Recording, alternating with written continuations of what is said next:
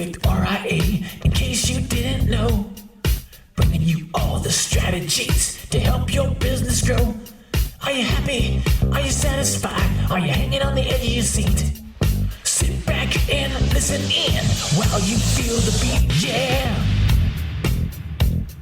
Another myth bites the dust. Hello, TPR Nation. This is Amber Kuhn from the Perfect RIA.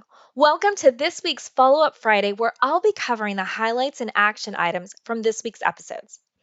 On Monday, Matt and Micah talked about teams and focused on how to set your new employees up for success. What are deal breakers, and where you as a leader can look at your systems to find ways to help improve your team.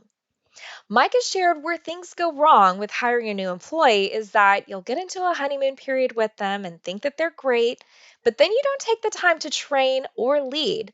Then the honeymoon period ends and then you want to fire them and feel like you can't. He said if this happens, then you failed as a leader because you didn't hire the right person and you failed to lead through training with measurable results. Matt added that you should err on it being because of bad leadership. And going back to the episode that we recently shared concerning hiring family members, you need to make sure that you set clear expectations for your employees, including what could get someone fired and the why behind that. Micah said that you need to set the baseline for what you expect from a new hire. If you took the time to go through the process of hiring someone, then you need to be sure to go through the training with them. His recommendation was that anytime you're doing training with a team member, record it and then save it in a training folder. Then you can make that your onboarding process for new team members. The guys went into what are some deal breakers as well. Micah said if you have a toxic environment, you need to fix that. And Matt shared an example from another advisor on a deal breaker, which was as soon as a team member thinks that they're smarter than them, then it's time to go. The guys said that it's important for the team to be able to give pushback, but Micah added that there needs to be a positive way to do that. The word no doesn't work. For his team, they can say that something is a possibility and offer things to consider, but his team needs to be empowered to do that. The guys talked more about looking at your systems and processes with your team for mistakes that are made. Matt shared a tip from Coach John Barron that it's almost never the person, it's almost always the system. Something in the system needs to change and to look at the system before you blame the person. Micah said you also have to use your client skills with your team members. Micah can read his client's body language, and the same thing goes for the team. Use that to see when a team member gets uncomfortable or where you need to tweak a process. Matt shared a situation where a client discovered a huge error. He said it was a breakdown in the process and that it was important to figure out how to fix the process. But Matt uses that past mistake when looking at his processes, and it's a reminder as to why all the steps in that process exist. Wrapping up Monday's episode, the guys said that you need to have clear metrics on a position before there's even a person, before you're hiring someone, so that then you know what constitutes firing in that role. And also, you aren't a charity. And another tip that they shared is that you're not going to find someone with the perfect behavioral skill set and technical skill set. Whatever your expectations are, you need to have these in writing. Have your team members sign this so that it becomes your code of conduct. Let's get into action items from Monday's episode. Have a plan for hiring a new employee. You should also have KPIs on all of your team members so that you know when your team is performing like a rock star or where they need training. You also need to know what that line is for firing.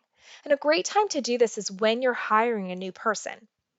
Our last action item from Monday was a reminder that we are getting closer to XYPN Live on October 8th in Denver, where you can see Matt and Micah in person. You don't want to miss this incredible event, so be sure to visit theperfectria.com to get signed up. Moving on to our What Works Wednesday episode, Matt was joined by his publisher, Josh Rabb. Josh worked with Matt on his book, Delivering Massive Value, and they discussed the process of creating a book along with charging a premium fee and whether doing something free is really free. Matt started off with discussing how sometimes people are accused of charging a premium fee, and Josh said for those wanting to self publish, it's important to remember that your time isn't free. And when you're using someone else, you get what you pay for. Part of that is that you're buying confidence.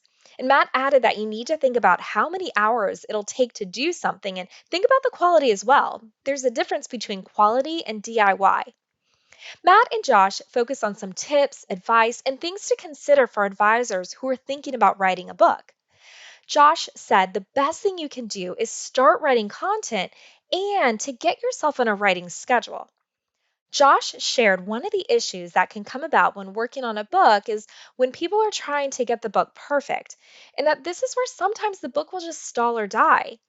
He said there will always be ways to improve, but to keep in mind that the book will never be perfect. He also said that people struggle when they have this image of what their book will be, but then they get stuck trying to force it. He said that your book is a reflection of you and you need to be open to the process and let the book go where it goes. He also said sometimes people may lose track of knowing who their audience is and who they're trying to talk to. He said, don't try to make a Harry Potter book when you're talking about financial advice. Josh also said that it's important that people understand what they want their content to do for their business. Is it for networking or to make money on the book? Know what you want your book to achieve. And the only way to know what it's for is by actually writing that content. Matt and Josh wrapped up their episode with the following tips and action items. They said a routine is really important and setting a schedule so that you're constantly thinking of new ideas. Josh recommended reading a lot of books and talking to people who have published books and seeing the different ways that books can help your business. Provide example books or share something that speaks to you. That doesn't mean plagiarizing, but you can follow that same format. And Josh said that this is called a reference track in music. That then becomes a framework to build your work and it can bring clarity. And do what works, whether it's a song, book, or coaching program. Find someone who has a model that you like that works and how you can adapt that for yourself. Also, visit rabandco.com to learn more about Josh and his company. Moving on to Thursday's recap and action items, Jamie continued the conversation on employees and the difficult topic of how to fire an employee and what is the right way to terminate them. Jamie said by the time you decide you're ready to let go of someone, it's probably been difficult because you've been keeping them in place longer than they need to be. This is a challenging task, so let's go over Jamie's tips for handling this situation the right way. Jamie said, when you know you need to let someone go, then you need to set a deadline. She said, if you aren't terminating them, then it's a lose lose situation. You're not helping yourself, your clients, or your employee. Jamie recommends terminating someone on a Friday. She said to do it in person and with an HR person if you have them.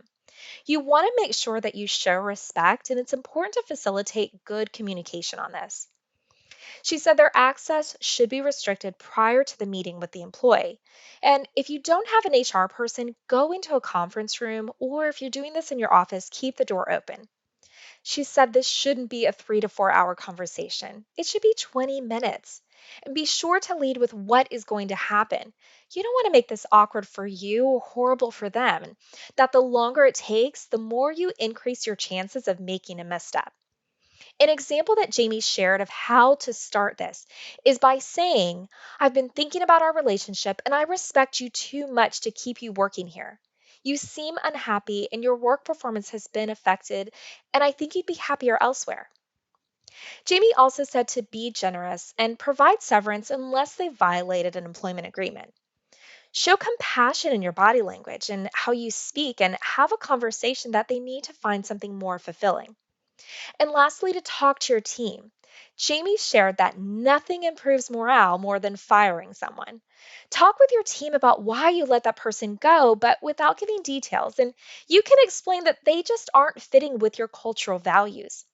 Once this is done, now you can meet with your team and set up a good focus message and problem solve so that the team understands the plan to fill the void for that position. And then you can rally your team together. Thank you so much for joining me today.